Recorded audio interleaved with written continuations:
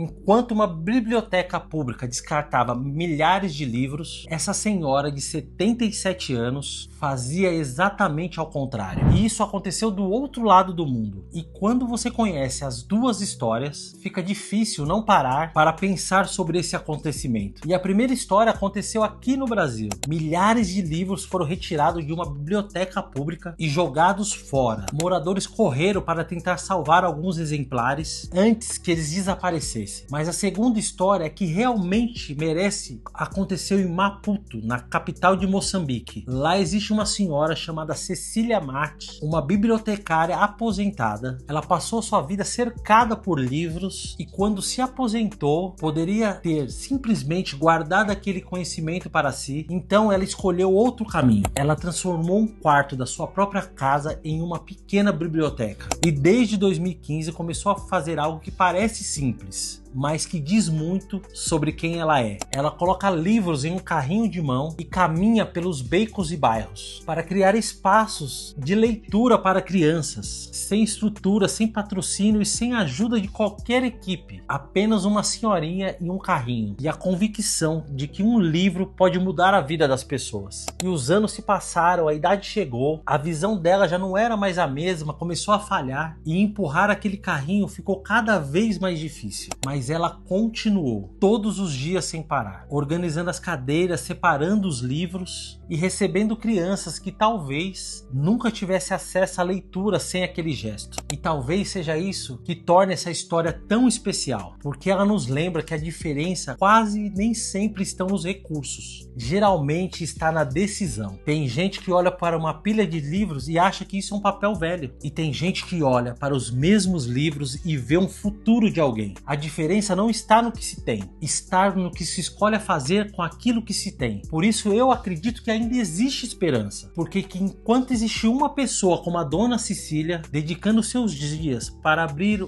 um sonho para a vida dessas crianças, crianças que nem são da sua família, o bem continua vencendo silenciosamente. Eu me chamo Cristiano Gasperini, sou empresário, criador do projeto Corrente do Bem, e a minha missão é mostrar histórias que provam que ainda existe muito mais bondade no mundo do que nós nos acostumamos a ver. E se você também acredita nisso, já me segue aqui e compartilhe esse vídeo com o máximo de pessoas que você conhece.